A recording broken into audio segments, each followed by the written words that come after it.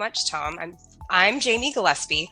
I'm very excited to be here to talk with you all about one of my favorite therapy topics, contraversive pushing after stroke. First, I'm going to talk with you a little bit about myself, but while I do that, I'd really like for you to practice using that Q&A function to tell me just a little about yourself so I know the audience I'm speaking to. I'd like to hear your discipline and setting that you work in. I'm used to teaching similar courses to this live, so I really want to encourage engagement from y'all. Feel free to use that Q&A as much as you need to get what you want out of this course. My plan is to try to answer questions on topics while we're still talking about them, but I'll manage time as well, so some might get pushed towards the end. So a little about me. I'm a physical therapist.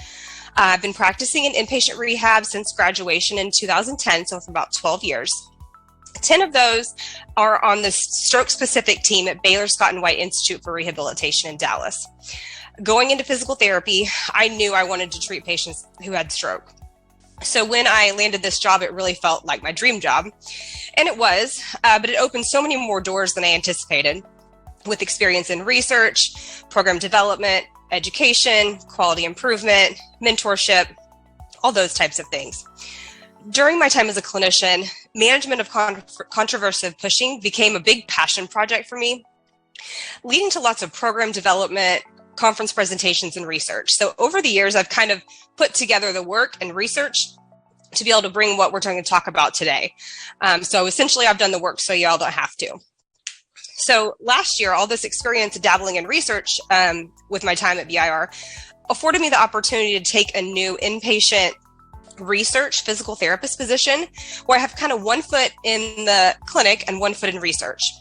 With the research, I have opportunities to work with all aspects of research. So from grant writing and study design, study execution, dissemination at conferences and writing journal articles, those types of things. So clearly, you can tell that there will be no shortage of literature here, but I'll do my best to keep it clinically applicable and in ways that are relevant to your practice. So take a look at the Q&A here and see what we've got.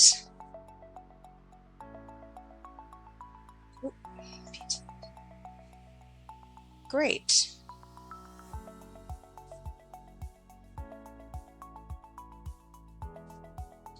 Awesome. So it looks like I have lots of PTs, plenty of OTs.